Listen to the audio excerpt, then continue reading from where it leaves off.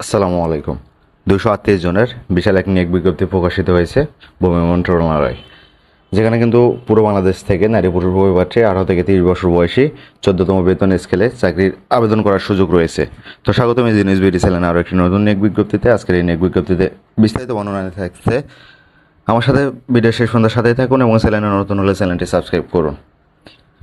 গণপ্রজাতন্ত্রী বাংলাদেশ সরকার ভূমি মন্ত্রণালয় মাঠ প্রশাসন 1 অধিশাখা কর্তৃক সংশোধিত নিয়োগ বিজ্ঞপ্তিটি প্রকাশিত হয়েছে, যেখানে সর্বমোট 238টি শূন্যপদ রয়েছে। এই পদে কিন্তু পুরো বাংলাদেশের সকল জেলার প্রার্থী কোনো নারী পুরুষ উভয় প্রার্থী আবেদন করতে পারবেন। এখানে সার্ভেয়ার পদে 238টি শূন্যপদ রয়েছে, যার বেতন স্কেল গেট 14, অর্থাৎ 10,200 থেকে 24,680 টাকা বেতনে কোনো স্বীকৃত কারিগরি শিক্ষা বোর্ডের অধীনে সার্ভে ইনস্টিটিউট হতে 4 বছর মেয়াদী ডিপ্লোমা ইন ইঞ্জিনিয়ারিং পরীক্ষা উত্তীর্ণ হওয়ার মাধ্যমে কিন্তু নারী পুরুষ উভয় প্রার্থী আবেদন করতে পারবেন। এক্ষেত্রে বলা আছে যে 18 এপ্রিল 2024 তারিখে ইস্যুকৃত 400 নম্বর বিজ্ঞপ্তি অনুযায়ী ইতিমধ্যে যারা এই পদে আবেদন করছেন তাদের নতুন করে আবেদন করার প্রয়োজন নেই।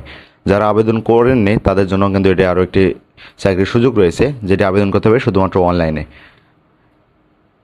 mainland.teletalk.com.bd ওয়েবসাইটে কিন্তু আপনারা ঘরে বসে হাতে থাকা স্মার্টফোন দিয়ে আবেদন করতে পারবেন। আবেদন ফর্ম পূরণ করতে হলে বয়সের ক্ষেত্রে দেওয়া আছে 18 থেকে 30 বছর হতে হবে, তবে অন্যান্য ক্ষেত্রে 18 থেকে 32 বছর পর্যন্ত কিন্তু বয়স গ্রহণযোগ্য। বয়স প্রমাণের ক্ষেত্রে কোনো এফিডেভিট গ্রহণযোগ্য হবে না। এছাড়া বলা আছে সরকারের সর্বশেষ জারিকৃত নীতিমালা অনুযায়ী কোটা সংরক্ষণ করা হবে কিন্তু এই নিয়োগ বিজ্ঞপ্তিতে। আবেদন শুরু হবে 8 অক্টোবর 2024 সকাল 10টা থেকে। আবেদন কিন্তু চলবে 8 নভেম্বর 2024 বিকাল 5টা পর্যন্ত।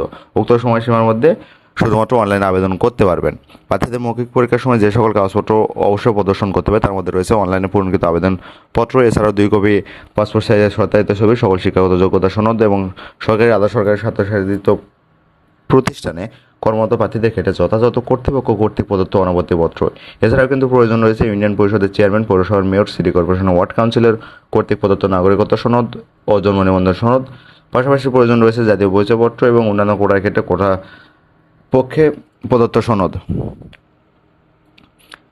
এটি অবশ্যই কিন্তু অনলাইনে আবেদন করতে হবে www.mainland.gov.bd অথবা www.mainland.teletalk.com.bd ওয়েবসাইটে কিন্তু আপনারা ঘরে বসে আবেদন করতে পারবেন।